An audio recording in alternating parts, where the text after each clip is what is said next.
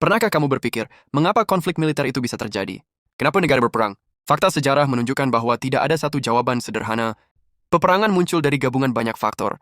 Menurut kajian sejarah, konflik terjadi ketika kepentingan politik atau ekonomi antar negara bertabrakan. Penyebab perang bisa sangat bervariasi, mulai dari perebutan wilayah, sumber daya alam, perbedaan ideologi atau agama, hingga ambisi pemimpin dan balas dendam masa lalu. Pertama, perebutan sumber daya dan wilayah sering menjadi pemicu.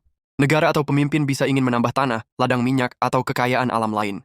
Misalnya Saddam Hussein menginvasi Kuwait 1990 karena berselisih soal ladang minyak perbatasan. Irak menuduh Kuwait mencuri minyak dari ladang Rumaila yang berbagi perbatasan. Konflik seperti ini jelas terkait ekonomi dan daya tawar, di mana negara merasa terancam kehilangan pendapatan penting. Selain ekonomi, perbedaan ideologi atau keyakinan juga kerap menimbulkan ketegangan. Sepanjang abad ke-20, banyak perang dilatar belakangi ketegangan ideologis. Contoh terbesar adalah Perang Dingin.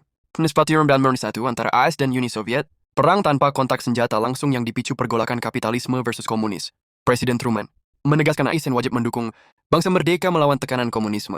Walau Perang Dingin bersifat politik dengan ancaman nuklir, dasar pemicunya tetap perbedaan ideologi yang tajam. Nasionalisme dan ambisi kekuasaan juga memicu konflik.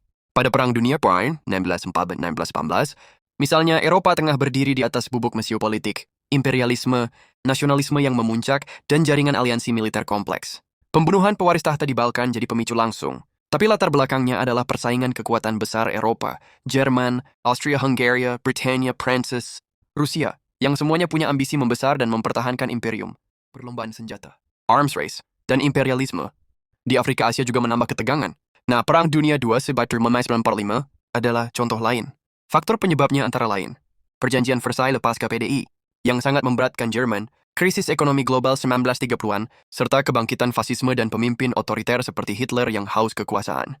Kebijakan appeasement, membiarkan agresi oleh kekuatan, Barat gagal meredam ambisi ekspansionis Jerman, Italia, Jepang.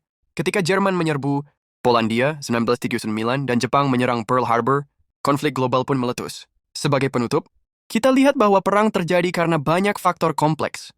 Kekuasaan, ekonomi, ideologi, dan dinamika politik. Semua contoh sejarah tadi menggambarkan mengapa konflik besar bisa meledak. Sekarang giliran kamu. Apa pendapatmu? Tulis di kolom komentar. Jika kamu suka video ini, berikan tanda like. Dan jangan lupa subscribe untuk konten menarik lainnya. Sampai jumpa di video selanjutnya.